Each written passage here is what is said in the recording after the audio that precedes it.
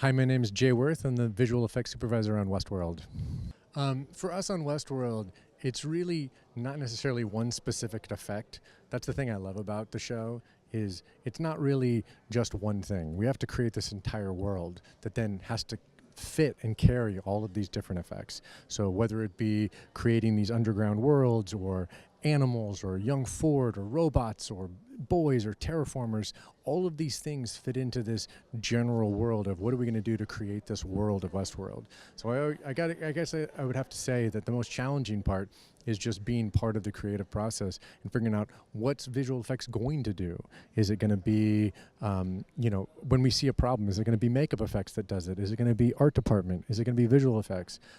How is the best way to tell the story? Because the story always has to win. So for me, it's always how are we going to be having visual effects be able to support the story that is so rich and so complex and so thick. So it's not necessarily, I don't really always look at it as, yes, I could talk about a lot of things that were challenging, but the more I think about it, it's really the entire process of how are we going to be able to visually support this incredible weight that Westworld puts on all the different departments to be able to achieve this incredible story.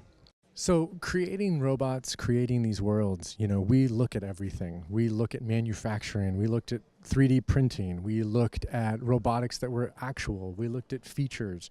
We looked at the human body. We looked at all of these different things to try and figure out what was going to be the best foundation we were going to have to be able to create a robot that felt like it was our world, that felt like it was real, that felt like it was possible. That's the other thing we had to realize is we want this world to feel like there's possibility. We didn't want it to feel like an impossible world. We didn't want it to feel like something that could never happen. So we had to create this space that was really trying to figure out, okay, well, what would this look like if we could do it?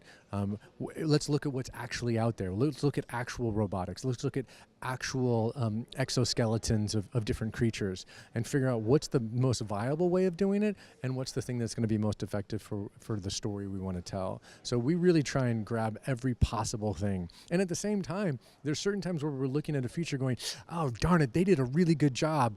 They've already done it. We don't want to copy that. So, as we see other people doing other things, it pushes us to come up with different creative solutions to different problems so that we can come up with something fresh and original and new.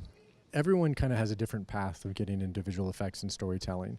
So I always encourage people, look, find your voice, find how you see the world uniquely and interestingly in a way that no one else does. And try and figure out how you can capture that and be able to be an advocate for yourself by the creative thing that you support. So kind of lean into that.